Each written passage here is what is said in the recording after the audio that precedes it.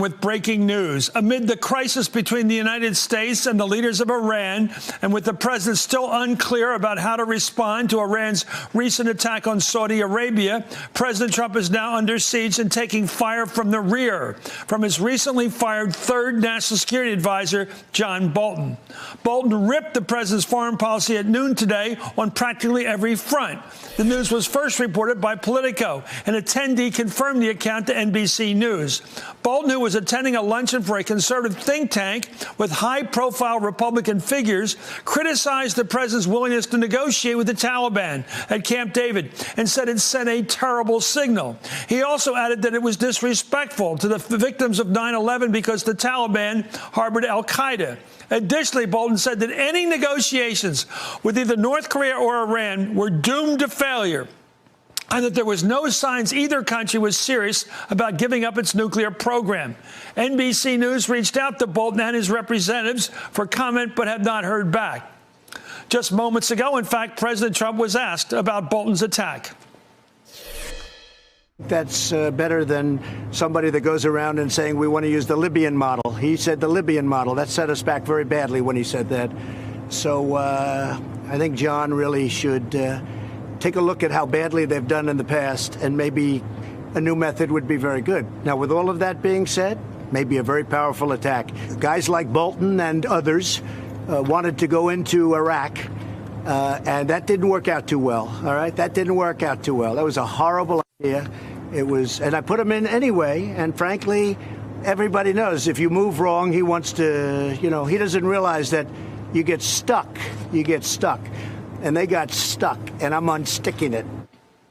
Wow, that's pretty profound. Bolton's attack came in the midst of an international crisis, of course, where President Trump is trying to cobble together a cohesive response to the recent attacks by Iran on those two major Saudi oil fields. The critical comments came on the same day that President Trump announced Bolton's replacement. Trump selected Robert O'Brien, currently serving as the State Department's chief hostage negotiator, as his fourth national security advisor in just 3 years. From where I'm joined by Vivian Salama, White House reporter at the Wall Street Journal, Jeremy Batch, former chief of staff at the CIA and the Department of Defense, and Charlie Sykes, editor-in-chief of The Bulwark. Charlie, this really rips the scab off the whole fight. There he is taking a shot just now, a few moments ago, at the guy he made his national security advisor for taking us into Iraq, saying that got us stuck there. He doesn't want to get stuck. He doesn't want to follow the advice of the neocons like Bolton, but there they are fighting it away.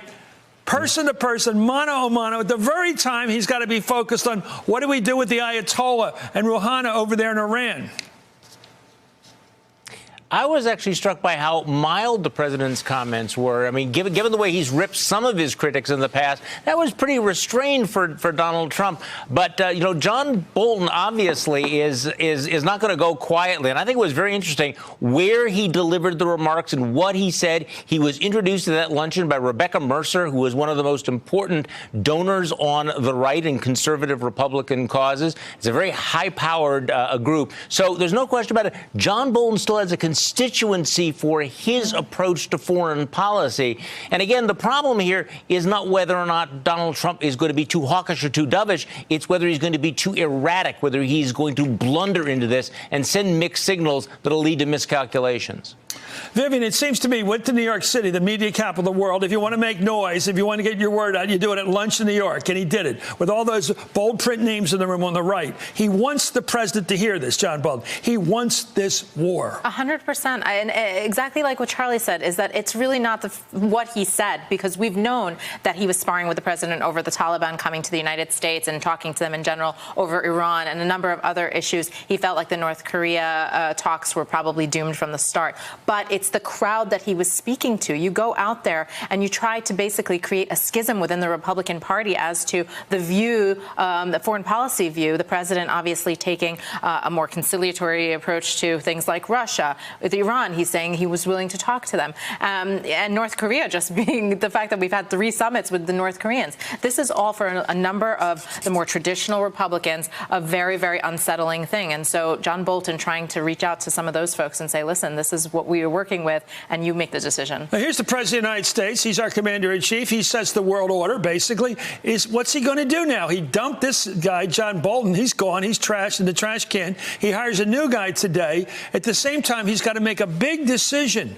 How do we whack back at Iran without starting a war, which he doesn't want? I don't think he's going to respond militarily to the attack on Saudi Arabia. He didn't respond in June to the shot that Iran took downing an American aircraft, which, by the way, Chris, was the first time an American aircraft was downed by an adversary nation in international airspace since the Korean War. We didn't respond then. This was not an attack on the United States. This was an attack on another country. They can respond if they so choose, and Pompeo and others can give them rhetorical support. It was an act of war against them, not Why us. Pompeo say it was an act of war? He meant an act of war against Saudi? Against Saudi Arabia, absolutely. He wants to signal that this was serious, this was unprecedented, this was definitively Iran, which, by the way, is all accurate. But he also wants to signal this doesn't mean, per se, that the United States is going to respond militarily. You know, Charlie, this is sort of what I hate to use Latin aid terms, but it is one of those inflection points. And it's, are we going to go back to what W did and Cheney and the whole crowd, and Liz Cheney still wants to do, keep fighting, looking for wars we can start in the Middle East? Or are we going to try to find some other approach to getting stuck, as Trump said a few moments ago? I don't think the American people want to get stuck again. We're stuck in Afghanistan. We're still stuck a bit in Iraq.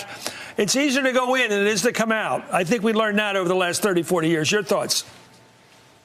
Well, we haven't, but this is also where it's very important for the President of the United States to have credibility and to have reliable allies, neither of which this president has done a very good job cultivating here. You know, this is the moment where if you want to avoid war, you need to have maximum pressure on this regime, and you need to have a credible diplomatic offensive against the Iranians who are going to keep testing him until there's some sort of a response. But the problem is, you know, has Donald Trump assembled that kind of a coalition right. Well, alliance? you're answering your own question.